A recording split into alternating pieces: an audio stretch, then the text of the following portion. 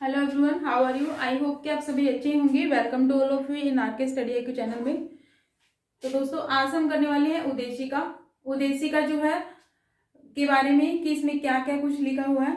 तो सबसे पहले हम बात करेंगे कि उदेशिका जो है वो अधिनियम और लक्ष्य होते हैं, उनको समझने की, जानने की जो है ये एक हमारे सहायक होती है। ठीक है, इनको जो निर्माता थे, हमारे संविधान के निर्माता, उनके जो विचारों को जानने की कुंजी भी कहा जाता है। ठीक है, तो जो संविधान के रचना के समय जो निर्माता थे, रचयिता थे, तो उनके क्या विचार थे, क्या उच्च विचार थे, क्या उनके आदर्श थे, तो वो सभी क्या है उदेशिका में लिखा हुआ है। ठीक है, तो ये हमारे जो संविधान है उसको समझने में सहायक होती है। तो इसके बारे में हम करेंगे। तो ये है हमारी जो संविधान की उदेशिका ये कहाँ से कि इसमें कहा गया कि हम भारत के लोग जो भारत को एक संपूर्ण प्रभुत्व संपन्न समाजवादी पंथ निरपेक्ष लोकतंत्र गणराज्य बनाने के लिए तथा उसके समस्त नागरिकों को सामाजिक, आर्थिक, राजनीतिक न्याय, विचार, अभिव्यक्ति, विश्वास, धर्म और उपासना की स्वतंत्रता, प्रतिष्ठा व अवसर की समानता प्राप्त करने के लिए तथा उन सब में व्यक्ति की गरिमा और राष्ट्र की एकता, अखंडता सुनिश्चित करने वाली बंधुता बढ़ाने के लिए दृढ़ संकल्प होकर अपने संविधान सभा में आज दिनांक 26 नवंबर 1949 को एतद द्वारा इस संविधान को अंगीकृत, अधिनियमित और आत्म समर्पित करते हैं। तो ये उदेशिका में लिखा हुआ है, जिसे हम प्रस्तावना भी कहते हैं, प्रेम्बल कहते हैं। ठीक है, तो इसमें जो है फर्स्ट लाइन देखिएगा। अगर आपको इसमें हम भारत के लोग इसमें जो है भारत जो शब्द है, पहले भारत जो है 2 बार शब्द है उदेशिका में। आपको क्वेश्चन पूछे कि भारत जो उदेशिका के अंदर भारत शब्द कितनी बार यूज हुआ है, तो 2 बार। हम भारत के लोग, भारत को एक संपूर्ण। ठीक है, तो उसके बाद में क्या है, ये दिया गया है संपूर्ण प्रभुत्व संपन्न मीन्स समाजवादी पंथ निरपेक्ष लोकतंत्रात्मक गणराज्य बनाने के लिए। ठीक है, इसमें ये वर्ड दिए गए हैं, हम जो है एक बार देख लेते हैं, उसके बाद में एक एक जो है वर्ड है वो डिफाइन करूंगी मैं। ओके, उसके बाद में क्या है, समस्त नागरिकों को सामाजिक, आर्थिक व राजनीतिक न्याय।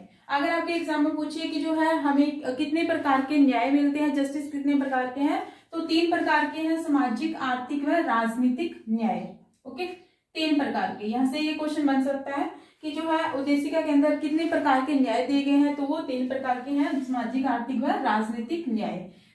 आगे पॉइंट आता है कि विचार, अभिव्यक्ति, विश्वास, धर्म और उपासना की स्वतंत्रता।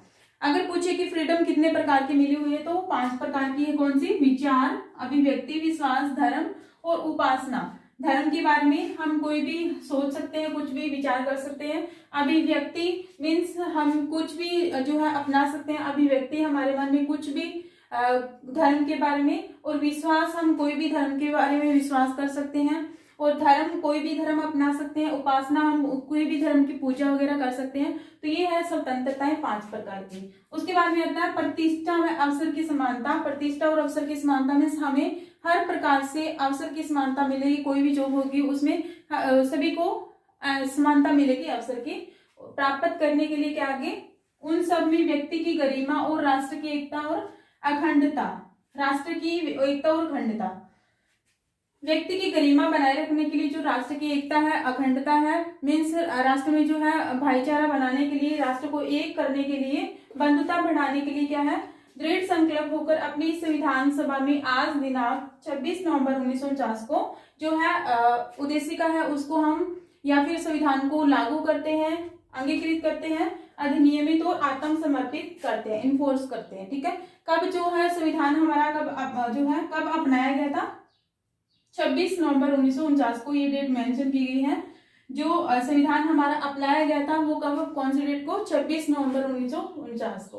ओके, तो इसमें हमें जो मेन पॉइंट है, क्या एग्जाम के पॉइंट ऑफ व्यू से कौन से हैं, तो हमें कितने प्रकार की जो न्याय मिले हैं, और उसके बाद में है कितने प्रकार की स्वतंत्रता है, और प्रतिष्ठा और अवसर की समानता, व्यक्ति की गरिमा, राष्ट्र की एकता और अखंडता। ठीक है, इसमें जो है उदेशिका के अंदर 3 वर्ड बाद में ऐड किए गए थे, वो कौन कौन से हैं, तो ये देखो, समाजवादी, एक तो समाजवादी, पंथ निरपेक्ष और अखंडता, ये तीनों वर्ड जो है अमेंडमेंट हुई थी 42वीं अमेंडमेंट 1976 के अंदर, उसके द्वारा क्या है ये तीनों वर्ड ऐड किए गए थे, समाजवादी, पंथ निरपेक्ष और अखंडता।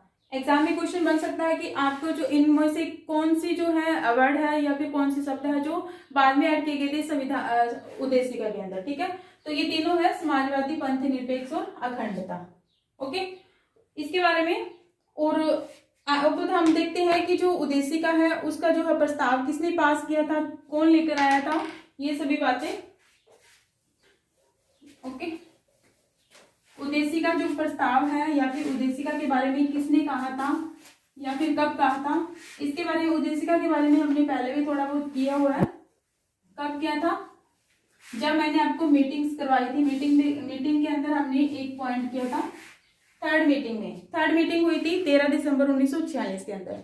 तो उस टाइम क्या है, 13 दिसंबर 1946 को, तो 1946 को फर्स्ट कार्रवाई हुई थी, फर्स्ट जो संविधान सभा के अंदर फर्स्ट कार्रवाई हुई थी, किसके साथ हुई थी, 13 दिसंबर 1946 को उद्देशिका के साथ में हुई थी। ये उद्देशिका जो है किसने प्रस्ताव पास किया था, पेश किया था, वो प्रस्ताव, उद्देशिका का प्रस्ताव पेश किया था, तो वो क्या था, जवाहरलाल नेहरू ने, ठीक है। कब किया था, 13 दिसंबर 1946 को किया था।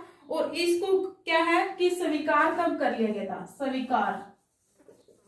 स्वीकार कब किया गया था, इसको स्वीकार कर लिया गया था उद्देशिका को 22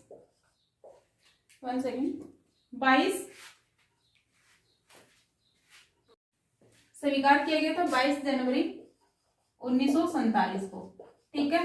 पेश कब किया गया था, 13 दिसंबर 1946 को पेश हुआ था ये प्रस्ताव जो उद्देशिका का, और इसे किसने पेश किया था, जवाहरलाल नेहरू ने, और स्वीकार कर लिया गया था 22 जनवरी 1947 के बारे में। अब देखते हैं कि जो उद्देशिका है, उद्देशिका जो प्रस्तावना है या फिर उद्देशिका है, उसकी प्रस्तावना की जो भाषा है वो कहाँ से लिया हमने, भाषा, और प्रस्तावना का जो विचार है वो कहाँ से लिया है, प्रस्तावना का विचार।